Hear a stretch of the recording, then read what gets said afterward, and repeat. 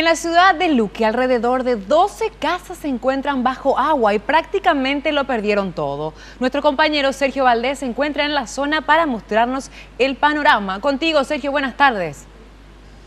Buenas tardes, muchas gracias. Y aquí desde el barrio San Isidro de la ciudad de Luque hay mucha preocupación por parte de los vecinos porque al menos 9 casas con 6 personas en su interior, como estamos observando, recibieron los embates de la lluvia de la madrugada porque sus casas quedaron inundadas con una gran cantidad de agua.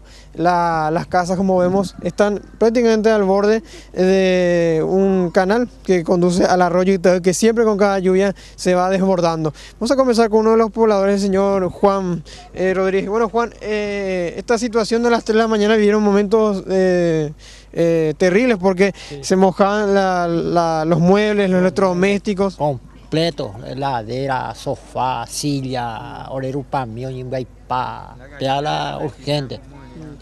Levantaban todo donde podían, salían más hacia la calle. A la calle, toditos salimos a la calle. ¿Y cómo hacían con los más pequeños? ¿Se mojaron todos? Y se mojaron todos, subieron las camas, todo el ropero. Esto pasa cada vez que llueve mucho y se desborda el canal. Cada lluvia pasó eso. Ese es el problema. ¿Y usted viene acá hace cuánto tiempo? Hace ya 40 años. 40 años. Sí. Gracias, Juan. Bueno, vamos a seguir recorriendo ahí con nuestro camarógrafo Pablo. Señor, bueno, ¿qué es lo que le reclaman a las autoridades? Que vengan a por lo menos poner un muro, limpiar la basura. Sí, lo primordial es el arroyo que está o sea, que estamos cerca del arroyo y la gente, o sea, como 40, 50 familias estamos sufriendo. Toda vez que llueve, viene basura.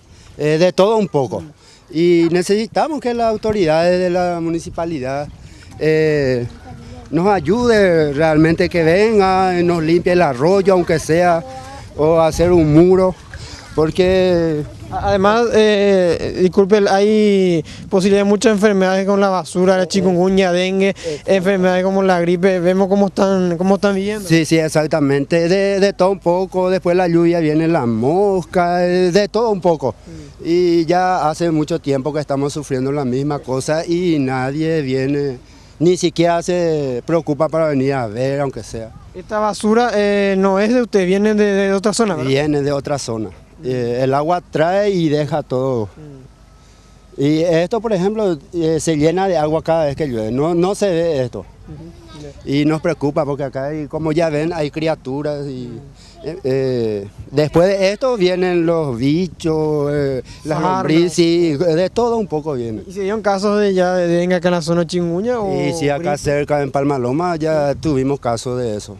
Y estamos preocupados por eso. Acá una preocupación importante es que esta fábrica que está acá atrás puso una especie de tejido y obstruye el paso, ¿verdad? Exactamente, ahí tiene nada más tiene 2 metros de salida para el agua, y esto cuando llueve se llena de basura, se tranca todo, entonces el agua se esparce por todas partes. Por ejemplo, estas casas están en 2 manzanas más o menos, lo que están... Exactamente, sí, exactamente. Y esto cae en el arroyo Itaú directamente.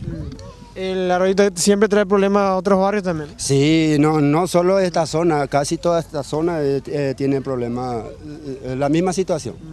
Y en cuanto a la autoridad, ¿todavía no venían a hacerle asistencia? Nada.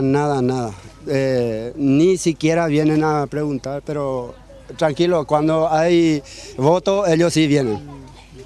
¿Tu nombre, señor? Carlos González.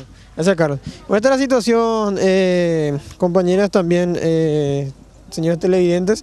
Vamos a ver qué va a pasar en el transcurrir de las horas. Como vemos, el agua ya está descendiendo, por suerte. Me señalaban aquí los vecinos que el agua llega por lo menos hasta esta altura, casi 1 metro.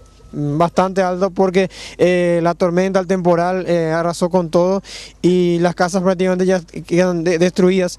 También hay mucha molestia de los vecinos porque las autoridades aún no se están acercando para la asistencia correspondiente.